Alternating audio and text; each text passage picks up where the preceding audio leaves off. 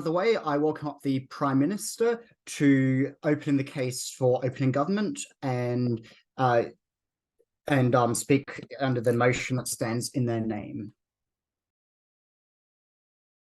I hope I'm on just 1 second. I hope I'm audible and visible. Yes, thank you so much. Okay, I think I'll be taking a POI then after my 5th minute, preferably from the closing opposition. Do not try. I would appreciate if the questions came then, and I will definitely take one figure. Right. With that being said, and also unmute generally because I will most probably not reading the chat. With that being said, starting my speech in 3, 2, 1. Panel, firstly, a few things, right?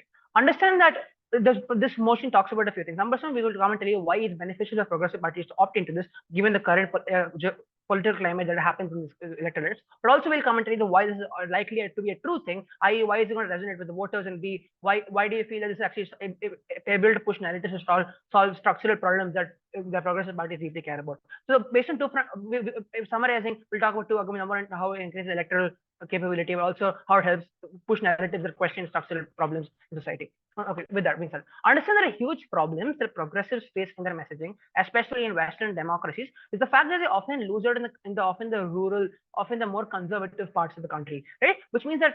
Why do we say so? It means that often the fact that they focus on the social issues and more socially progressive is often weaponized against them when right-wing parties sort of come in and this vote banks, right? This looks like Fox News permanently having a viewer base in the rural white parts of America, so on and so forth, right? On that note, why is focusing on waste slavery in general, and slavery in particular, why economic issues in particular and waste slavery also strategic, right? Understand that often economic bread and butter issues resonates with them a lot better, as we can see with the recent years, the rise of the unions, the SAG-AFTRA strike, and as well as the railway union strike. They understand that there's a certain anti-elitism sentiment that has existed, and that this is sort of been exacerbated by the fact that you have the rise of culture, globalization, and so on and so forth, right? So understand that this sort of anti-elitism sentiment, something that can be tapped in by focusing on waste slavery. With that being said, what do we mean by waste slavery? Waste slavery is a very simple idea. The idea that your employer decides your wage, and the only negotiating mechanism you have for a wage is the ability to opt in and out of a company. And the idea is very simple. Waste slavery is emphasizes the idea that you are conditioned the fact that your employer will decide the wage for you, and you have very little to say in deciding what your wage ends up being. And you have some union sort of, but large part for most people working in the country is likely the employers making deciding wage slavery. This is not overcomes and talks about how this is sort of a people have some sort of choice. About we comment this choice is not really a choice because there's not really an opt-in mechanism, because people always need to get food on the table. People always need to have a job, and therefore you have to sell your labor to some form of wage slavery. And then therefore it's largely a coerced choice. And so now with that being said, a clear visual framing, right? Understand currently a sentiment right now, especially the advent of globalization, that these rural, often factory, secondary sector workers often feel displaced and alienated. They feel the elites are not working for them, and this is something you can see when they support right-wing populist parties, in America and Europe, right? And this is really this sort of focusing on waste slavery focuses on the emphasis of the fact that you are against your employees, against the elite, and therefore the sort of flips, it sort of taps into this populist tendency, but wherein people now already feel that the status quo is not working for them, elite is not working for them. So progressive parties too can tap into sentiment by emphasizing a form of left-wing populism, and therefore they can focusing on labor reform and better working conditions, a sentiment that will resonate much larger with them because of pro-union sentiment, right? You can look at, but also the end impacts are very simple. So likely also retain an urban liberal population, because understand you can selectively select where you display what messages, right? You can display your social messages often does a lot better in terms of your urban population, but you can also talk about it waste slavery and economic issues in terms of your rural population, and you can have a higher likelihood of flipping vote shares in those areas, right? Understand that why do say progressive parties care about this? 2 things. Understand that often in status quo they opt into the people in this sort of demographics, and rural conservatives often opt into far right parties, often right wing parties, which often blame minorities, blame immigrants, right? These are demographics that progressive parties deeply care about, and and having better traction with them is generally more helpful in terms of reducing hate crimes, passing legislation that protects minorities and protects immigrants, right? So understand that when you're able to have higher electoral power, which we can explain, which I've already told you happens because of the fact that because of all this, because of people, because of the anti-elitism and anti-populist sentiment, and we will comment to you how we flip that. Because the mechanism for which we flip that is understand we can tap into the same anti-elitism sentiment, and we comment to you, hey, the elites are not the cultural elites, the elites are in fact your employers. Your employers are deciding your life, employers are making controlling life. I believe this is a much better and more proximate way of tapping in. And because it's more proximate, likely to be right wing narratives, because your employer controlling you as a much proximate way of oppression rather than some abstract cultural elite out there. But also few things, right? Understand what actual tangible problems in society are we trying to solve. I think we'll take a quick PFNC for that quickly. So this is not about advocating for welfare. It's also not just about advocating against wage slavery. The gov burden is to advocate for welfare specifically because of voting rights. Why would any of these elites care? Sure.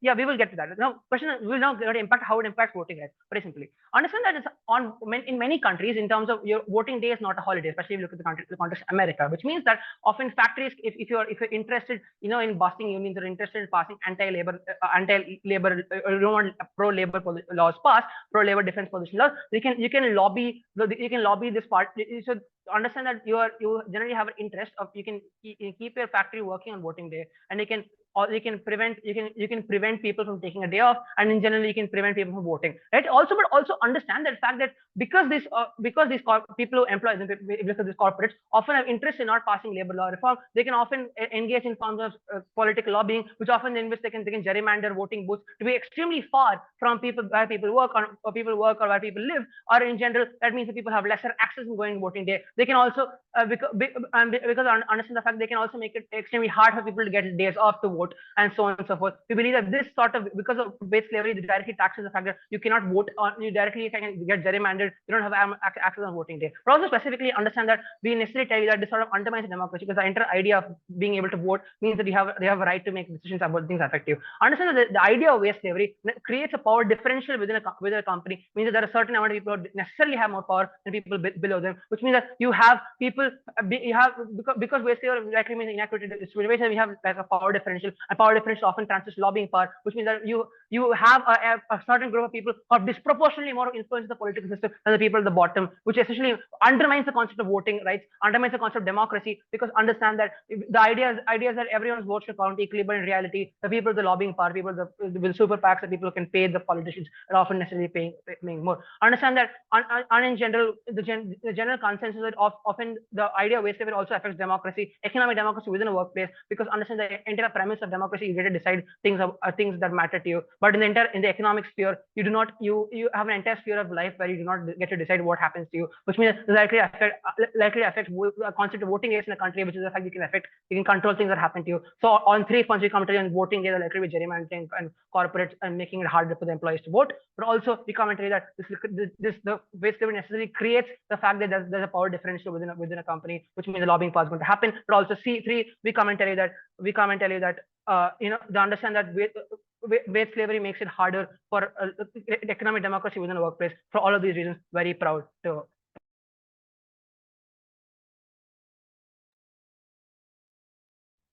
I thank the previous speaker for their remarks. I just want to ask as well, before going to the next speaker, would one of the members of the panel be able to send 1 minute and 6 minute and 7 minute notices into the chat for me?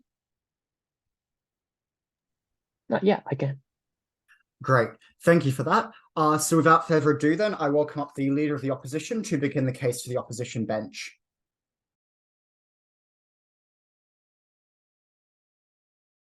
I hope I'm audible and visible. Yeah, cool.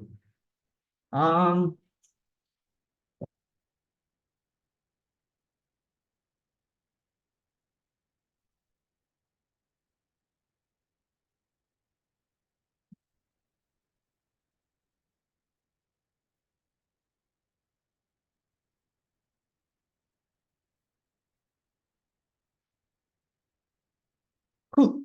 Starting in 3, to, oh, by the way, just before I forget, CG POI is in the chat. I will take at least one POI from CG OG if I have time. If not, you can respond in your speech. Once you will deal with that later. Starting in 3, 2, 1, right? I have 3 pieces of clarification, which is very important in this debate, right? First off, they say the necessary motive that has to be pushed by government bench is that you can't vote as an individual because you don't have welfare and you need welfare in order to vote, right? In that you campaign for welfare rights using voting rights absence as a mechanism, right? That is the key thing that has to be done. So OJ can't come up here and say, we need voting rights, we need welfare. No, sure, both sides agree on that, but you have to prove that there is a causal link that can be established, and you have to prove that happens, because Gov has to prove 2 burdens, right? Why this is necessary to be included and why that is necessarily beneficial to actually creating solvency, right? Unless both those burdens are proved, they are out. But second, they have to do it on a comparative, i.e., why will this framing be the tipping point to solving the particular issues is quite necessary. Insofar as it's not the tipping point, we prove to you that backlash exists on this. We tell you that the harms outweigh the benefits. But even if not for that, they simply don't have any benefits on a basis level of reasoning at that point, right? We will prove to you why we solve this problem better at the point of less interlinking. And that means that there's an easier threshold to meet for these social groups to campaign for both of these issues independently. And it's far better then to solve this issue, right? One piece of characterization about socially progressive groups: they're likely to be incredibly far left, right? They have low capital because they appeal to the young, which means they just have lesser money from donors, etc., because they just don't have vested incentive or donors such as like the right wing who get money from billionaires. But secondly, they just have lesser representation in terms of policy change, which is to say that even though they dominate youth politics and like youth discussions, it doesn't necessarily mean that it reflects within like representative change, which is why it's crucially important to go ahead and be able to have convincibility towards these fence sitters who exist on both sides, right? You have to appeal to them and prove to them that what you're campaigning for is necessarily true. That's how we will win this on a tipping point. 2 arguments then. First off, why this impedes the fight for voting rights, and secondly, why this why we get welfare anyway on our side of the house and why we get better voting right policies passed. First off, in terms of like the way in which you prove issues exist for voting rights, we tell you that there's 2 alternatives, but like a far greater number which already exists, right? A, in terms of gerrymandering, you can literally go ahead and prove that like districts are gerrymandered out of being able to collectively vote as one unitary identity, which means that the black vote gets like divided across several districts, which means that the capacity that they have to get a politician to represent them is necessarily diminished. There's a lot of research done into this already. But secondly, in terms of documents for verifiability of identity, like there's increasingly more amount of documentation requirements, all of which are already being campaigned against by people who are running forward for like voting rights, right? They say that like, look, that's necessarily harmful because you're saying you require XYZ large chunks of identity, which people just don't have on a day-to-day basis, right? We tell you that there's existing support for these alternatives. What happens when you include this in the scheme of welfare, right?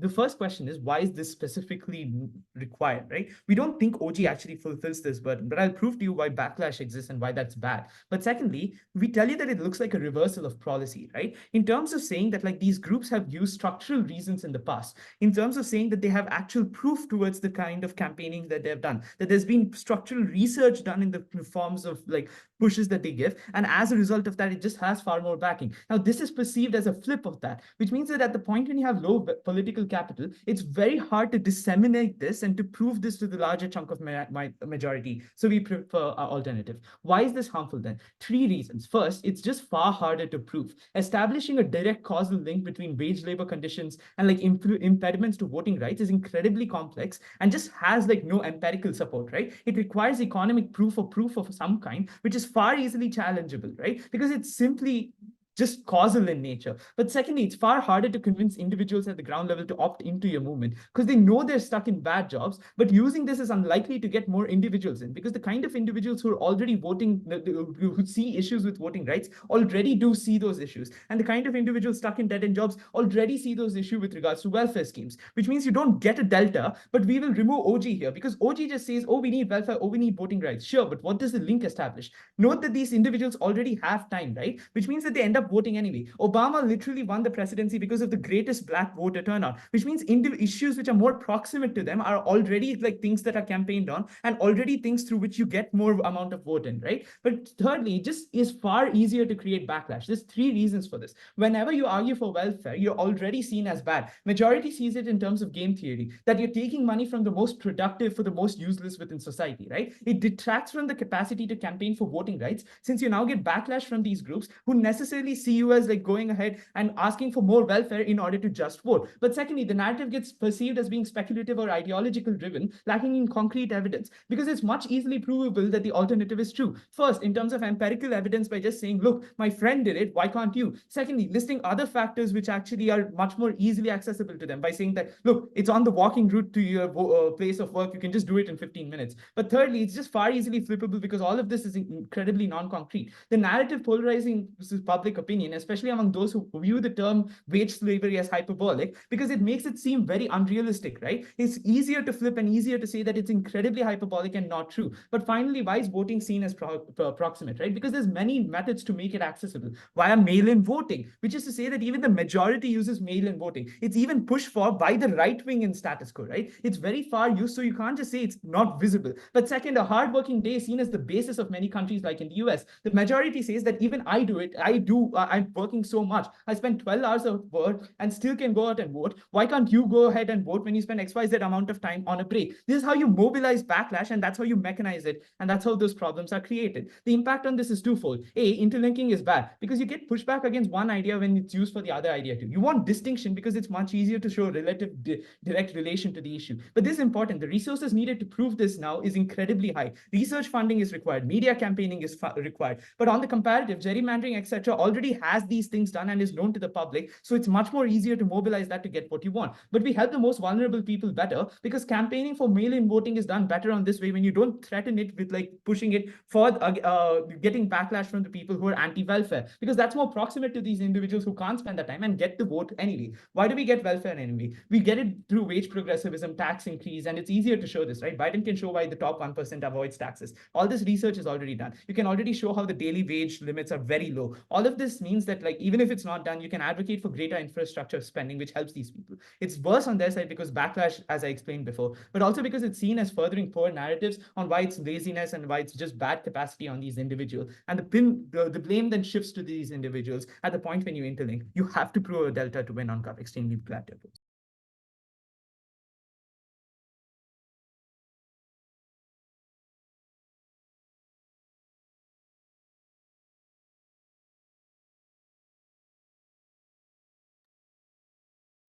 I thank the previous speaker for their remarks. I now invite up the Deputy Prime Minister to conclude the opening government case.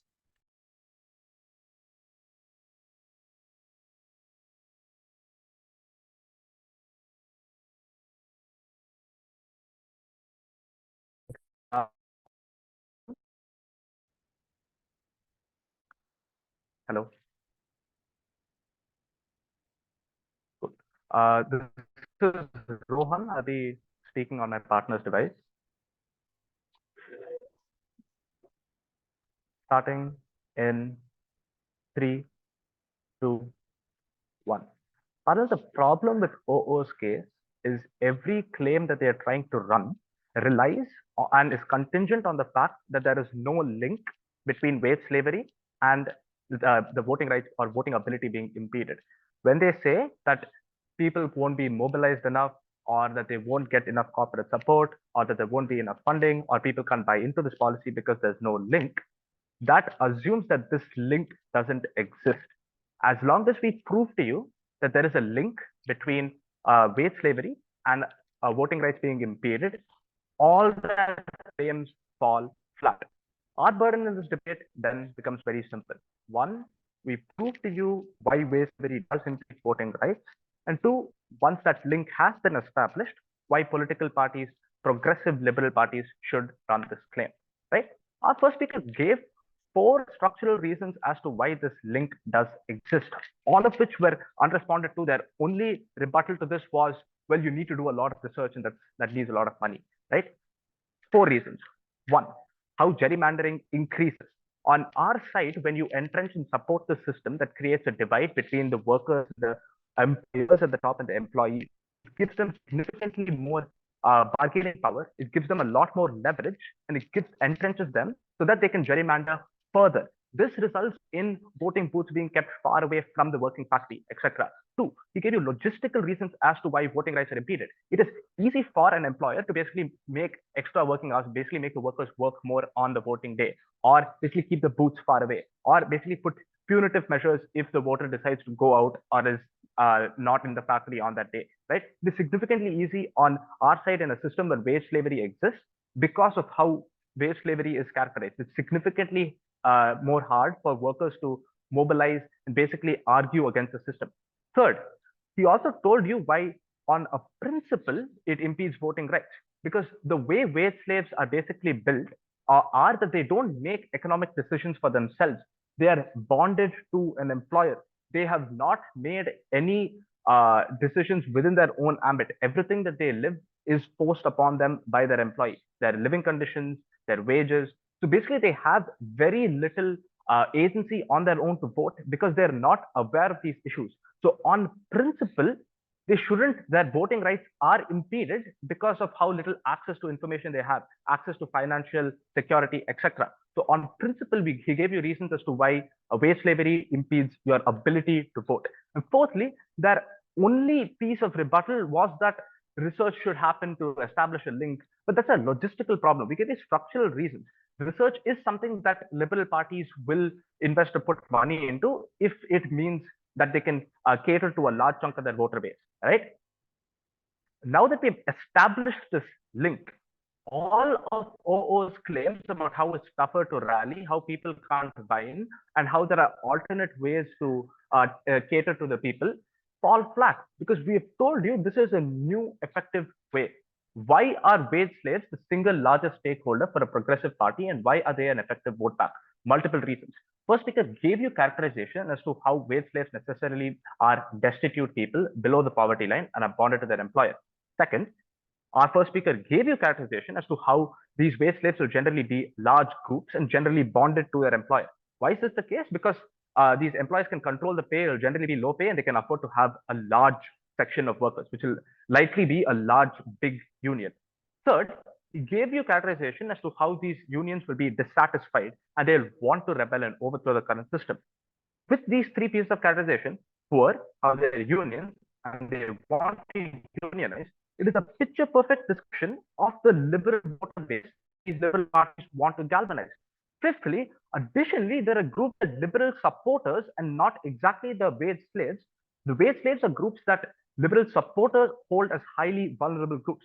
Things like unionizing and publicly calling them out will tug onto the anti-elitist heartstrings of their core voter base. And finally, making more concrete decisions would basically will be a tipping point for a lot of liberal supporters who are on the fence. Them publicly calling out wage slavery and telling them how wage slavery sort of impacts voting rights would be a tipping point for these voters. So it basically taps into a large part of the voters. And it is significantly better than whatever alternatives they're giving about other ways to mobilize support, because they continue to exist on our side, right? Before I get to my next point on why call out can necessitate change and why that is a tipping point, POI from closing. Okay, so just to clarify on the stance of opening government, are you completely replacing the campaign and using this narrative only, or are you co-opting it and adding this narrative to what opening opposition claims? Again, this is not going to be the forefront of their campaign, but they're also going to actively pay slavery and etc. etc. Right? Why calling them out necessitates change? One, the general stance of liberal political parties is anti-upper echelon, anti-conglomerate, and already alienated powerful companies that engage in wage slavery, because by the it's highly unlikely that a large, powerful conglomerate is going to support this liberal party, right? Second, they're not going to lose out on any existing political backing by suddenly adopting this policy. If anything, the companies that do support them will bolster and increase their fundings, right? This is pretty obvious, because now that they're publicly calling out wage slavery, these ethical companies that don't engage in wage slavery would want to increase funding for PR reasons. They want to show how they have moral higher ground over these large, powerful conglomerates, right? This solves the donor issue that OO was talking about, how they can't get money. Actively calling them out puts an impetus and shifts the onus onto their current political backers to increase their funding. Third, calling wage slavery out on public platforms will obviously draw media scrutiny. This would solve the issue of gerrymandering, because now media would basically force these large conglomerates that engage in wage slavery to allow these voters to vote. Our first speaker gave you structural reasons as to why they wouldn't. He explained to you in excruciating detail as to why there would be a lack of voter turnout because of logistical issues. Calling them out publicly would obviously draw media scrutiny, and media will prevent these factories from engaging in these practices, thereby increasing the voter turnout. So for all these reasons, political parties have an impetus and it can generate change. Two things as a takeaway. One, OO's entire case is contingent on the fact that a link should exist. We have proven that link, and therefore all the claims fall. Second, we gave you analysis as to why calling them out publicly is a tipping point. And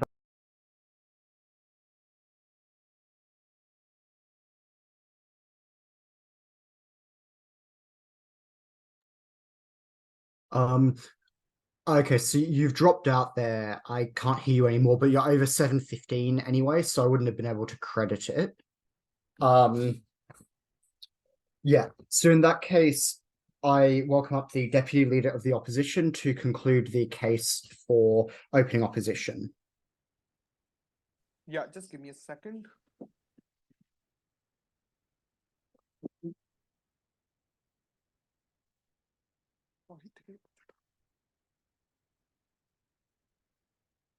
Yeah. Am I audible, loud and clear?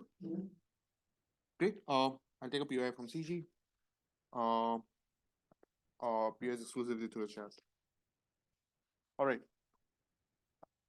I'll start in 3, 2, 1. We absolutely agreed from the first speech itself that the link exists. The difference in this debate is, how do you solve it? Do you ask for in-mail voting as a campaign, or do you ask for welfare? That is the comparative in this debate, which I don't think OG deals with. We'll prove to you why on a comparative we get the change of accessibility to voting better, but more importantly, why we get welfare better. What does OG tell you? OG gives you 4 reasons why this link exists, and we agree with most of them. That's the issue, right? Because if it's logistically hard for them to vote, we advocate for in-mail voting, which allows them to vote rather than giving a leave, right? The reason this debate happens is because in-mail voting is far more accessible to do as a campaign change rather than advocating for welfare, which has happened for last 50 years and there hasn't been any sort of change, right? We cannot change the structures of capitalism and try to fix voting at a point at which you can do it by in-mail voting as well. I think it's a far more accessible change more than anything. The second thing which they try to do is that you have to call out wage slavery. I want to call out how uncomparative that is. We do that anyway. We call out wage slavery in right now as a point of which we say that human rights don't exist. These people don't get paid enough. Look at the income inequality which is existing right now. We don't get the exclusivity of why this has to be connected to voting rights. The reason why this is important, because Trump won on a campaign on this. He won on the campaign of blue-collar workers facing wage slavery every goddamn day. Biden does this by fixing things like infrastructure spending, which allowed for wage inequality to decrease. All of those things are always important issues which get highlighted in US elections. I don't think they necessarily prove the exclusivity of voting rights any point of time in their paradigm. The first thing I would do is to prove why voting rights is better. There are 2 lobby groups which necessarily advocate for things like gerrymandering, in-mail voting, and documentation verification and their own thresholds, which you lose out on their paradigm the moment you pick this up. The first is the center left. The center left argues for things like gerrymandering and so on because it has already harmed for them in last 50 years. They want to fix out the borders which Republicans drawn out in the Nixon era. All of those things are necessarily advocated against by people like Joe Biden and so on. The reason why the center left necessarily drops you out at a point at which you connect it to things like welfare, because they don't ask for welfare. Like people like Democrats and everyone else who are at the center left don't want to give paychecks to people because they want to believe more in things like infrastructure spending. The reason why they don't want to give paychecks to people, because this looks extremely bad for people in the corporates, right? Which is to say the center left which gets money from corporates, you have to increase the taxes to increase the number of paychecks for welfare. The reason when you advocate for things like welfare and you connect it back to ideas of things like gerrymandering, you lose support for gerrymandering as well because you're advocating for welfare altogether. other, because those both of the narratives are co-linked with each other. I think they necessarily don't deal with that comparative, right? The second people you lose are the center right, which necessarily also argues for things like in-mail voting in support. The reason why you lose out them all together, because these are people who are free market economists, right? These people advocate for things like lesser and lesser governmental intervention, which means that you necessarily need things like welfare and health. They're absolutely against it. Again, when you intertwine these issues, you necessarily lose out on these people because they don't want to vote for a group or support a group which argues for things like welfare and so on, right? These are the two main lobby groups which you lose out. Why this is the most crucial lobby groups? Because this is where the election plays out, right? These are the people who support the most number of people and control the most number of seats in the Senate, which are opposed to pass on things like policy. The most important thing in this debate, who gets to pass most stuff and help the most number of people. I don't care if it's principally correct thing to do at a point at which this doesn't get implemented. The principle POI. doesn't matter. I literally said put in the chat, right? I think at that point of time, you necessarily have to advocate for things which can get implemented, because the most important principle here is the quality of life increasing for these people. So even if it's the right thing to do, the moment you cannot implement it, you cannot change the life of the people in that comparative. I think on that metric, you should give us the win. So the second thing which you do is you necessarily do it better in our paradigm, because the advocacy for in-mail voting already exists. The advocacy for gerrymandering already exists. So if you cannot vote, you improve voting rights in our paradigm. Welfare then.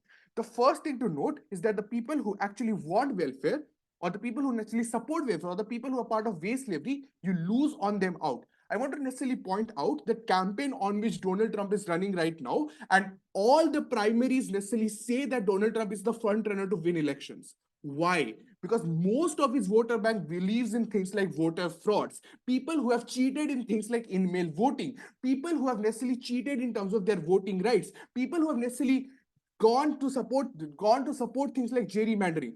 These are the people who are blue collar workers who are necessarily supporting Donald Trump to win the next 2024 elections, and that is why he's leading on Biden right now. Why is this important? Because these are also the people who are the largest number of people who support your welfare policies. The reason why blue collar workers are the most important people, because these are the people you are supposed to convince that things like trickle down economics doesn't want. We have to increase taxes to make sure that you have better life. We have to increase regulations to make sure that you have a better life. All those people necessarily hate the idea of voting rights and don't believe that there is an impedation on voting rights on the minorities. These are the people who have been campaigned by Trump to believe in this propaganda. The moment you say that this is connected to voting rights, you lose all of those people who necessarily are voting for Trump right now. That's bad, because this is their largest voting catering who can necessarily vote for you. At that point of time, you necessarily lose out on them. Before I move on, PUICG. Please show the mutual exclusivity from your case, because I don't think your case is mutually exclusive in all the harms you talk about. Look, you can either say to fix voting by in-mail voting or by welfare. Avyay already characterizes that social progressive groups have lesser capital in terms of money and revenue, but also lesser capital politically. I don't know how you can have two different narratives which technically contradict with each other, but more importantly, even if you contradict with each other, you also cannot have two factions, because you divide your political capital, divide your resources, which means that there is no amount of solvency on both sides. So either you choose one thing or you choose both. You get neither because of our case. All right, why it is bad for social progressive goods? This very few reasons. One, this is a shift in policy. The moment you necessarily say this, you have to go against the idea that to fix welfare we need more infrastructure spending. We think more expansion of the economy, even though it increases fiscal debt. All of those things necessarily should get reversed, because now your narrative is, hey, we don't care about this. The first thing is to care about voting rights. You cannot do that, because it disengages with every single thing you have done for last 20 years, right? Because it reverses the amount of hard work and good work you have done. This is bad, because this means that as a group you have lesser amount of solvency and lesser amount of proof of concept and results to prove, which means that more and more people necessarily drop out, because you have more and more people necessarily are not able to see any sort of solvency from your group as well. Panel, on a comparative, we get much better change, because we get much lesser backlash. We do not want these issues to be intertwined with each other. We are so proud to oppose.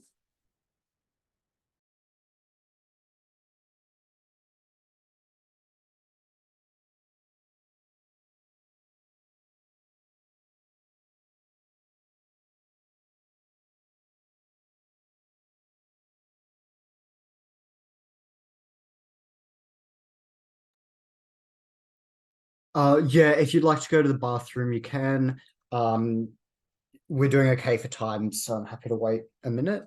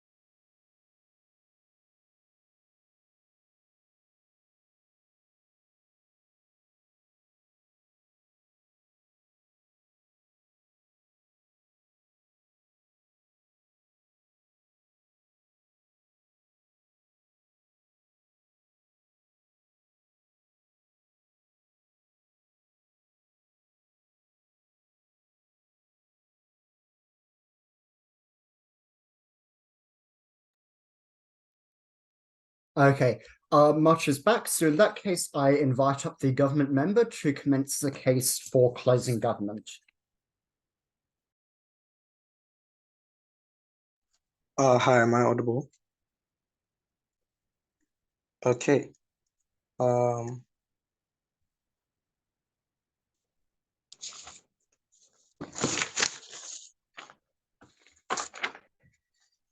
I'm going to be starting in just POIs exclusively in the text. Please do not unmute. I'm looking at the chat, so I'll take you when I'm ready.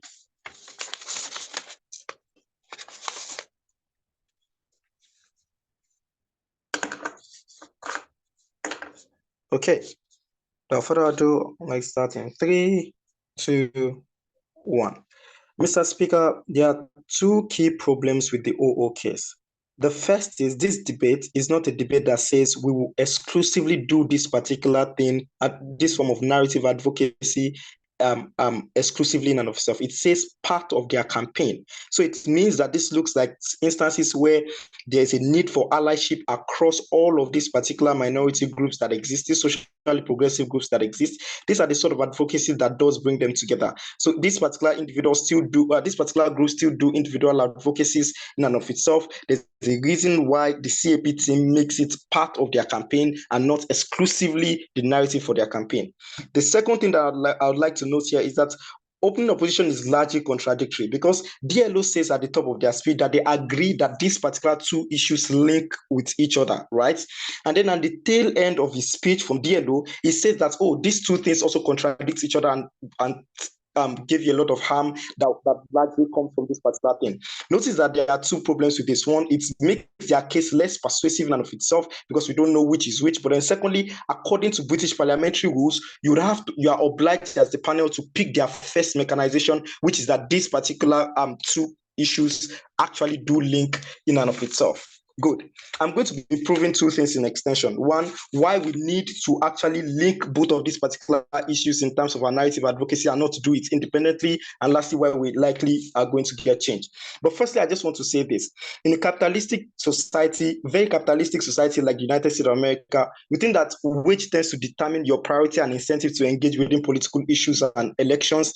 It's also particularly important for progressive groups in and of itself because it impedes the ability for members to assert themselves per the first analysis that I've just made, and also how they are able to get their political representative to sit of power, because these particular minority groups do not largely get campaign funds traditionally from all of these companies like, the left or the right already get it in status quo. It's usually through things like campaign donation from within these groups, which is essential, which is largely based on, what's it called, the purchasing power or the wage level of the members of the group internally that exists within, right? So if I can largely prove this particular thing, I think smarter Harvard guys can also prove the link between these particular two issues. But that's not why I actually analyze this particular issue. It's just a response to OO, right? The reason why I analyze this to you is that there's a principled obligation for these particular socially progressive groups to do this, because it explains the severity of the issues and make this particular issue more weighty. It makes the issue of voting rights and the issue of welfare more weighty and more impactful. Why is this important? Because response to minority messaging is dependent on the weightiness of that particular messaging and of self. Things that are more existential get more viewing time on media, and people want to listen more because it is more empathetic in and of itself, right? So voting issues or voting rights is an existential issue in the United States of America. Notice that this is particularly exclusive to the United States, and voting is an existential issue in the United States of America in and of itself, right? So it means that this is actually something that we can link with this particular wage issue, which is actually the issue that is linked with every other minority issue within society in and of itself, right? And it's going to be more impactful, more weighty, and it's going to get more empathetic listening here in and of itself. This is a principal obligation that is not even dependent on the pragmatic outcome. Let's now talk about why we need to link this particular both issues and not to do them independently to respond to the highest burden open opposition set for us. Notice that we don't actually even need to prove the actual link in status quo. What we need to do is to show you why we need to do this particular link and whether that particular this particular advocacy is going to get buy-in. And this is the reason why. Because there are competing issues and there's one vote and one voting time in and of itself. This means that different minority groups or socially progressive groups have to compete with these particular issues if the individual they have to compete in and of itself within an election time over these particular issues when they individually represent these particular issues, right? So the most group with the highest amount of voice at an election time gets their issues to become the pinnacle of socially progressive issues at that particular election time, right? But they also secondly have to compete with other issues from the people on the right, right? So the problem therefore is that there's a need for us to do advocacy sometimes in this particular scenario where we would have to do something that connects a connecting fiber to everybody within that particular regard, right? Note that all of these particular issues and statistics that OO talks about still exist on our side of the house. What we do from CG is to weaponize all of these particular things in a way that cover the vast amount of minority issues, so we get to co-opt the buy-in on a broad-based level. The preemptive response from OO is maybe people won't be able to rationalize the link between these two issues. Note that the vast majority of voters and minority group members are not debaters, right? They are not think tank, professionals in and of themselves. They are average people who face proximate issues in and of self, that who face proximate issues that we advocate within our speech, right? And we respond based on the emotional need for change in and of itself, right? So we think that we'll largely get buy-in because when you tell an average person that is facing wage issue in and of itself that this is actually why you're unable to, prioritize the salient issues within your voting, you're unable to exercise your voting rights optimally, within that person is likely going to respond to us on the basis of an emotional level in and of itself. This has always been the very logic behind all of this particular advocacy issue. Before I move to the last thing, I'd like to take a point from OO. Even if you do this as only a part of the campaign, and even if you get more screen time, all my structural analysis shows why it receives far greater backlash, and why there's an issue for the right it's discussed anyway, which reduces the greatest goal of the movement. And CG bases out for you. CG doesn't have it. So let's be clear, the analysis of receiving backlash is predicated on the fact that these particular two issues are contradictory. You have already reduced the persuasiveness of that particular case by also considering that these particular two arguments link. If they do link, if these two issues link, it means that we can posit it in a way where people are able to understand and rationalize it.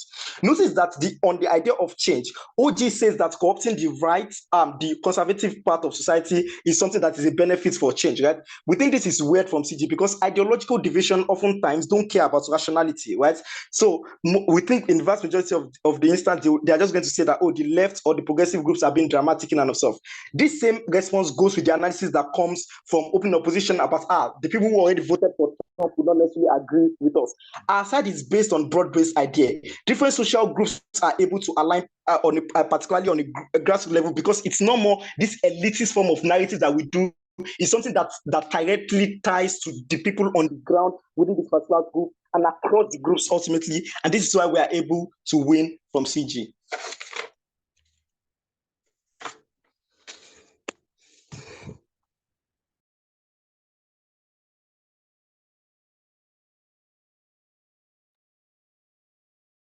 I thank the previous speaker for those remarks. I now welcome up the opposition member to begin the case for closing opposition.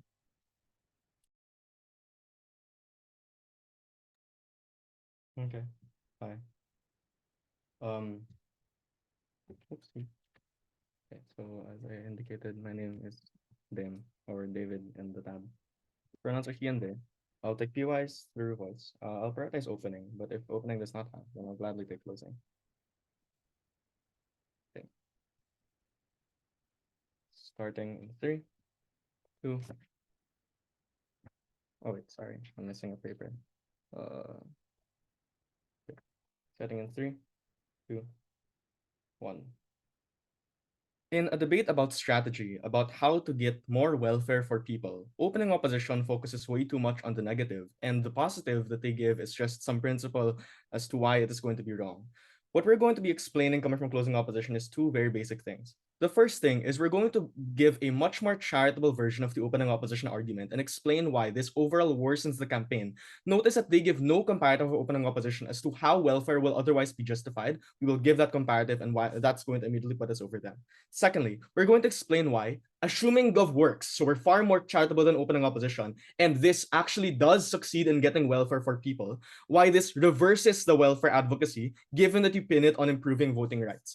Firstly, on overall worsening the campaign, the first thing I'll do is defend the comparative. So otherwise, without this motion, the way that we're going to justify welfare looks like the following that is already present in status quo. So it looks like using economic reasons to justify welfare, i.e. making sure that more people are able to spend given that the economy is already opening up to a very large degree. This looks like two things. The first thing is welfare and purchasing power is more necessary as the economy reopens. So the matter in the United States right now, guys, is guess what? Because COVID is reopening, there's actually a surplus, a huge surplus of oil supply because the US has already been having record production already, which means that given that there's more production of oil, you need a lot more consumers, which is why you have an incentive to make sure that these people have welfare, to make sure that the oil industry is up and running. But secondly, the money multiplier effect. So down on the ground level, right, a lot of Republicans, as either side wants to assert the characterization of care about mom and pop shops, care about SMEs, because these are the things that are most proximate to individuals who run the economy. You're only able to make sure that these businesses succeed and make sure that everyone wants to profit off of it if you have more people who have greater purchasing power, i.e. give welfare.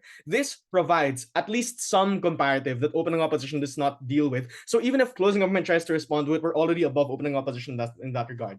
Why is all of this, therefore, all worse on government side? For a few key reasons. The first thing I'd like to explain is that the time resource is very important. It gets over-divided among narratives. CG is right. We are not debaters. What that means is if government is not focusing on this single narrative, that dilutes campaigns too much because each narrative takes away so much time. It takes so much time to explain the link as to why you have to make sure that people get more welfare just because you have less voting rights, right? It takes time to explain why you have the money multiplier effect. It takes time to explain each and every single narrative, which is why it is far more important to focus on one single thing rather than give multiple reasons, because at the very least we can make sure that info that we give is far more palatable because we give far more directed effort towards it. But secondly, even if time is not a problem, there are 4 distinct reasons as to why it's far worse on Gov. Firstly, even if OG is right and the proof does exist, which is why we're better than OO, the problem is on deadlock. That is, people and companies can launch several counterexamples and just muddy the discussion, which means that it leads to a deadlock. Even if you have some proof on your side, they can probably manufacture some kind of proof on their side as well. But secondly, even if people agree that wage slavery causes less votes,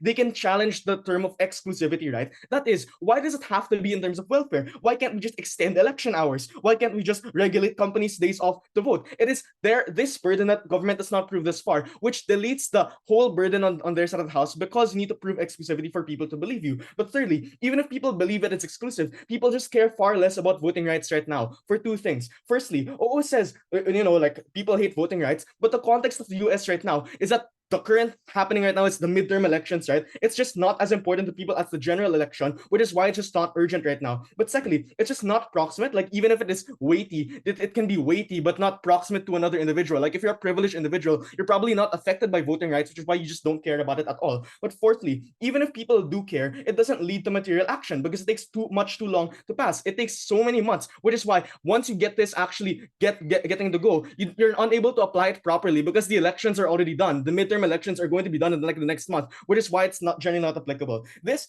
4 minutes deletes the gov benefit, and it's far more positive than OO, which is why already we're leading the debate. But this second extension is going to improve the margin and explain the actual comparative that we want to push. Why does this reverse welfare advocacy if you pin it on improving voting rights? Let's say the campaign works on gov. The problem with this is that it makes the presence of welfare contingent on voting metrics improving. It looks like substantially more votes, substantially more participation. The question then is, will it actually improve those activities? Because if the answer is no, then the welfare will be repealed, because that's what this whole thing is contingent on. We have 4 reasons as why it will not improve, and therefore it will get repealed. Firstly, the welfare is likely to be very small. Notice that government just asserts that this welfare is going to be significant, but intuitively, if you're spreading this over millions of people, there is no justification from gov as to why this welfare will ever be actually significant, which is why people are still going to have a lot of urgency and working more hours and therefore not being able to vote. But secondly, welfare decreases urgency to demands towards the government once needs are met. So even if the welfare is significant, the problem is they say they will vote more if they have more time or money, but the opposite is true. These people will still be poor. They will still want to work more, because the reason is the urgency to vote for more welfare goes down at the point at which they receive that welfare. Thirdly, politicians will be overly stringent and impatient when tracking the policy. That is, all teams agree, right, that welfare is politically unpopular. What that manifests in is that politicians don't want to give this welfare to people, so they give shorter deadlines to make sure that the policy is actually effective. The problem with that is that it takes a lot amount of time to actually track the effects of that policy, because after a policy is in place, it takes a lot of time delay to make sure that this policy is actually tracked effectively. They're likely to arbitrarily set poor deadlines to make sure that they can paint it as something that is ineffective. But lastly, none of government's problems actually change in terms of voting just because you give them money. Like, factories will still have more money, gerrymandering will still exist, so the votes will still be inconsequential. Before I go on, CG, yeah. I think there are a lot of issues that do happen currently in the United States of America, but the issue here is it's not about too much welfare policy, it's about wage increase and bettering the lives of individuals. I think that's a net positive that you need to contend with. No, that's not the debate, right? The debate is not about whether you contend for this kind of benefit or another. It's the reason for how you defend that benefit. On your side, you're defending things like voting rights. On our side, we're defending other things. The point is, on your side, it gets far more diluted, which is why it's worse.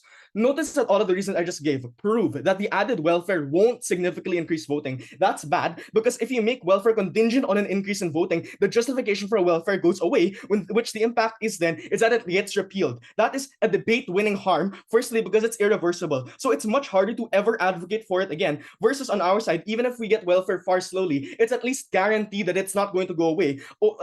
I'd like to note the meta of this, right, which is that opening opposition doesn't actually prove the tipping point for any of their, comparatives. I like to point out that regardless of any comparative that any op team gives in this round, what you are most sure of is that on their side, if you improve, push this as a narrative, it is much more likely that it's going to reach the irreversible harm. Versus, at least even if we're, very arbitrary about it, you're sure that it's not going to go away permanently. But secondly, it damages the general progressive base and removes their legitimacy for any further policy action. For those reasons, we're proud to oppose.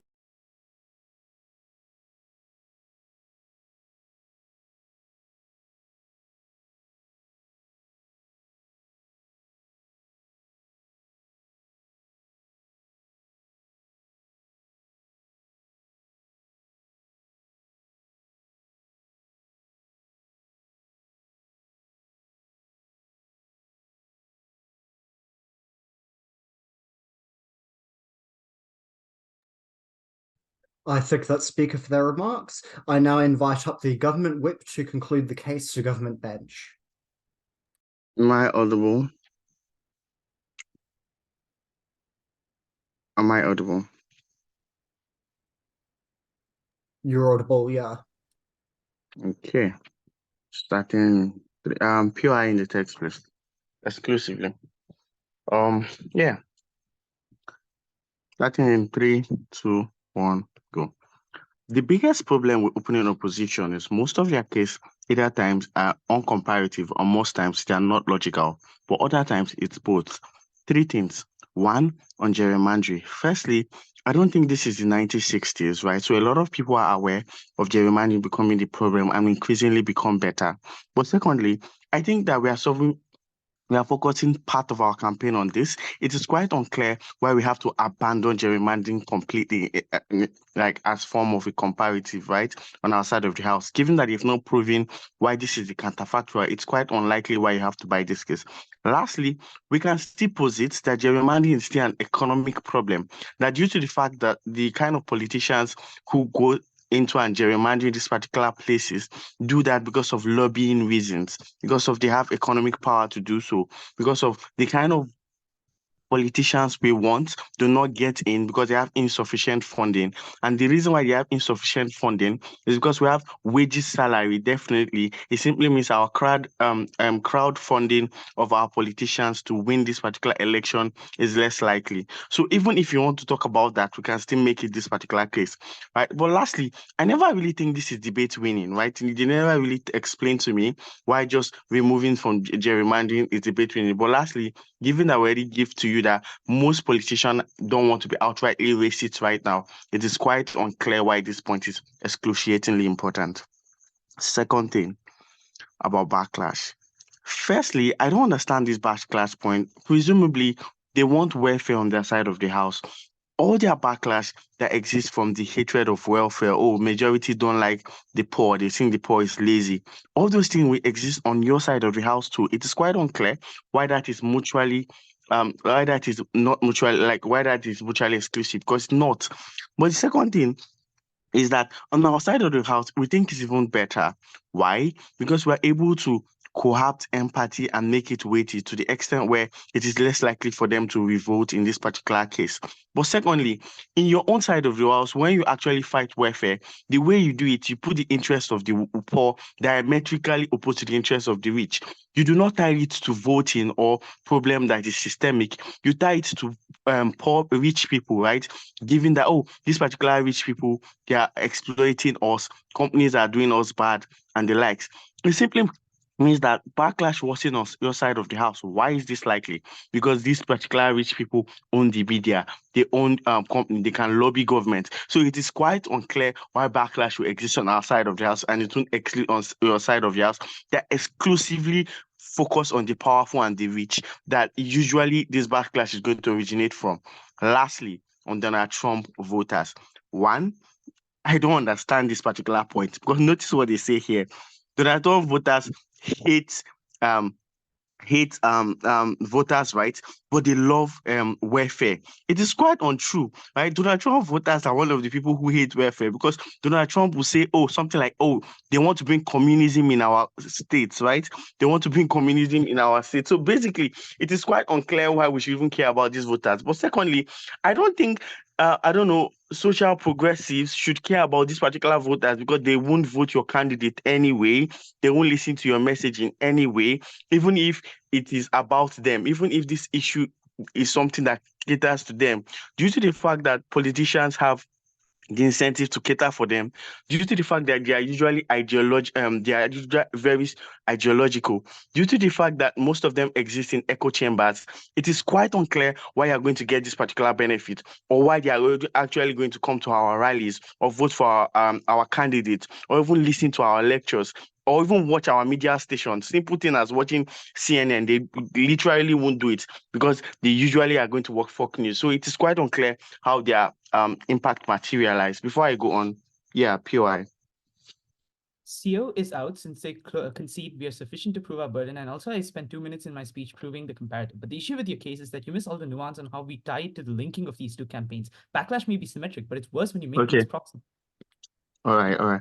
So these guys think that when we are trying to link, we are going to strategically sit down and create like a long, spreadsheet. No, we are going to co-opt narrative like money is speech, that you need to make money to actually get speech, that you need to do crowdfunding for the politician you like, that you need to, this is how narrative are corrupted. Narrative have not complex something that you have to do. This is not debater land. That is not how the real world works. You have to have a reality check. Let's go to why we beat OG before I come to CO.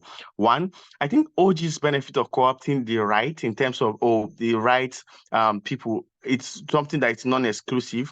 Like it's not something that they can ascertain because I don't think they are going to get that impact. Given that we already proved to you these particular people are not going to listen to you anyway. It's quite unclear. But we supersede them, given that we prove the weightiness of this particular issue and the emotional sympathy that is likely to garner a vote. But lastly, we're able to prove principally why this is actually just, especially from the minority poor. So we win over them. CO. One, on dilution of campaign, like the time consuming. Firstly, CEO also think that we are going to explain to these particular people, how this narrative looks like and all. But we already tell you, narrative are simplified. We go do something like money is speech and galvanize people around that. It is quite unclear why this particular narrative had to be time consuming and the likes. But secondly, it is quite untrue. I think election cycles has a way of focusing this particular matter into pivotal points. But secondly, I think politicians have the incentive to make sure that this particular thing is simple enough because they want to be re-elected. Given that a lot of people care about these particular issues, I think that they have an incentive to put it in their particular, like in their particular manifesto, and you're able to get buy-in. But notice they already say that we're going to get the impact. Therefore, they are saying that, this is going to reverse welfare. One, this is not true. This suffers from the same, from the same rebuttals from OO. Because if you want to individualize, if you want to single out welfare and fight for it, this is where you get stern backlash, and all the welfare, all the harms you are talking about worsens. It is quite unclear why you get significant welfare on your side of the house, right? It is very unclear, especially in the United States, that they will never vote for something socialist except to tie it into something such as voting rights. Because if you want to vote for something socialist, politicians have the incentive to demonize you, so you're not going to get the impact in the first place. But secondly, all the rebuttal we give OO in this particular welfare also stands to your case, and that's why you're losing. We are proud to win.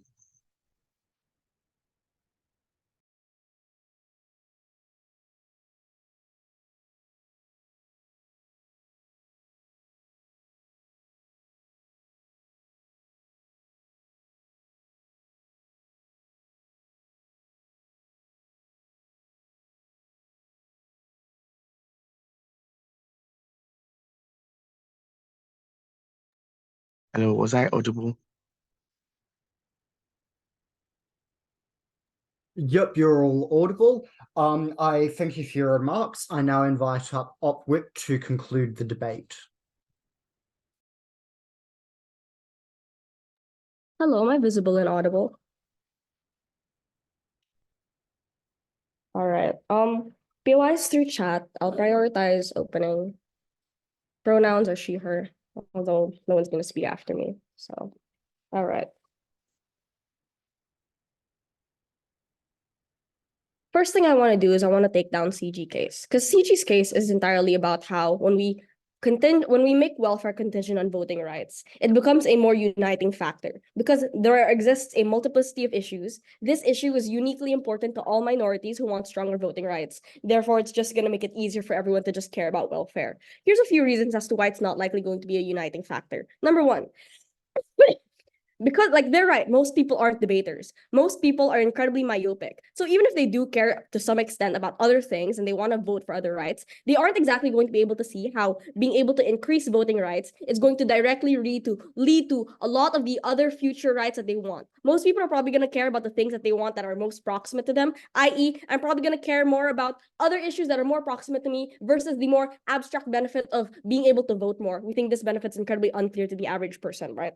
But secondly, the reason why it's not uniting is because we think it further discredits the narrative on welfare as a whole. Because while it's incredibly easy to care about economic reasons, because these things have a clear link, these things are more proximate to individuals on the ground, the narrative is only effective insofar as people believe there to be a link. So regardless if there is truly a link or not a link, if people are unable to believe or see the link, the welfare campaign becomes largely discredited because insofar as they're not able to believe that you're getting welfare for the reasons that they actually want welfare, it's very difficult for them to push this. We think they don't give any real reasons as to why the campaign on pushing for the narrative of voting rights is likely going to be effective in actually convincing people of the existence of this link, right? But secondly, we also think these are a few reasons then as to why appealing to minority communities, which seems to be the main people they want to appeal to, is incredibly an ineffective strategy. Number one, because of the fact that they're minorities, they are the smallest voting bloc. Even if you unite all minorities to vote for the same thing, the fact of the matter is they're the smaller portion of the population. Even if you get all their votes, they're likely still going to be drowned out by the majority. But secondly, because the harms of voter suppression still exist on their side. So even if minorities care about these things and vote for these things, the fact that they're still going to be gerrymandered, the fact that big government institutions are still going to constantly make it difficult for them to vote, means that you're still unable to get a lot of their benefits. So these responses prove that even if it's true that people care about voting, which I proved why they probably don't, it's unclear to us why voting rights even get better. Because if voting rights do not get better and people are still gerrymandered, then the issue on welfare never gets solved. Second thing I want to do is just compare us against opening opposition and ask you why we win over them, right? Firstly, there's a lot of ways to do this. Firstly, on the idea of priority, because let's clarify what this debate ought to be about. This debate isn't really about where we improve voting rights. This debate ought to be about where we improve welfare rights and whether the narrative on voting rights will be effective in improving welfare. Opening opposition focuses too much energy on voting rights without much discussion on how this actually intersects with our push for welfare. The discussion on welfare is far more important than the discussion on voting rights because it's the actual goal of the actor in this debate. This debate is about actors who care about welfare, not actors who care about voting rights. So if the actor chooses to split their priority to care about all of these different things, they're unable going to do or achieve any of their goals very well. The opening opposition strategy explains that the policy is bad because it negatively affects voting rights. It, in doing so, abandons the push for welfare and concedes the welfare debate. Therefore, we win on that end on burden fulfillment. Secondly, their push for welfare just gets much, much worse because the opening opposition logic is to say that when you have better voting rights, you have more voters, you're able to improve welfare. The problem with this is that they don't actually prove how voting gets better. All they say is that voting is worse on government. They don't prove how voting gets better on their side. Therefore, the problem of gerrymandering still exists. Their benefits don't happen. Thirdly, weighing out on the strategy of how we actually get welfare. Because opening opposition just says that people don't care enough about voting rights. Therefore, associating it with welfare is not enough to have welfare passed. Why are we better on closing opposition? Because we provide you what the actual comparative is. The comparative isn't voting right narrative versus no voting right narrative. The comparative is we provide you other alternative narratives for people to care about welfare. Things like the economic benefits. We think all of these things also prevent the harm of right-wing backlash because if we were able to prove that this has clear economic and proximate benefits to supporting welfare, then you're just more likely going to have people opt in. So, and secondly, broadly, we also have just larger impacts on opening opposition. Because broadly, even if the policy on government is effective, we prove to you why it worsens the case for welfare in the long run in terms of sustainability. But lastly, we just went over opening opposition in terms of charitability because we acknowledge, even if government is right and no backlash exists from pushing welfare, people still don't care. People are going to be apathetic to the call for voting rights. But even if people do care, it's just going to take far too long to pass any of the policies that they want. It's likely going to be ineffective in the long run. Before I move on to my last issue, let's take the POI from opening. Right.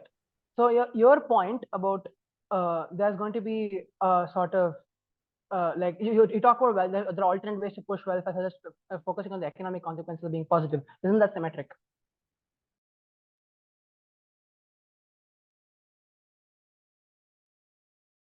Sorry, it was a little choppy for me. I wasn't able to hear the POI. Just clarifying. So basically, your entire case about how there is going to be we can push welfare through other means such as emphasizing on the economic consequences. Isn't that symmetric? It's not symmetric because of the reasons that we give on how it dilutes the narrative. That the moment you introduce a new narrative, it dilutes the ability for these campaigns to actually fully explain the links that exist between access to welfare and all of the other societal problems that exist. So that brings me to my last issue. Excuse me, sorry. Will this narrative be effective in getting welfare and better wages? Here are the reasons that closing opposition gives as to why the model coming from government is extremely bad. Number one, you aren't likely going to convince people. The fact that you are juggling multiple narratives means you're unable to explain any single narrative clearly, meaning the narrative that you push is likely going to be extremely diluted. CG tries to respond by saying, well, you also have multiple narratives. Sure, but the fact that we have multiple and you have even more means that the narratives are likely going to be far more diluted on your side. We also explained to you that the reasons that they give on voting rights is less compelling. And this responds to the CG point on how it makes welfare more impactful. We disagree because we think what is more impactful is caring about the economy, caring about your ability to feed yourself and house yourself. We think these are the reasons people ought to care more about, because even if people do care to some degree about voting rights, we think that the degree that they care about is not enough to justify the amount of action that they're requesting from these voters, right? But secondly, it also harms the ability to pass these policies. We tell you that it creates additional problems for welfare because you push for them to make it contingent on solving voting voting rights. The point in which you prove it doesn't fix voting rights, which my partner was able to clearly do, shows to us that it justifies the repealing of this welfare. So to clarify, repealing this welfare isn't contingent on backlash. It's contingent on proving that access to welfare doesn't actually improve voting rights. And the point in time you repeal these things, it makes the access to welfare a lot less sustainable. So sure, maybe our push to welfare will be a lot slower, but at the very least we push for change that is much more sustainable. But lastly, just very quick, we think OG's generally out of this debate because the frame that they hinge their entire case on disproves the necessity of their narrative. Because if it's true that people care about if it's true people care about welfare, then they don't need to adopt this narrative in the first place. All these reasons very proud to oppose. Thank you.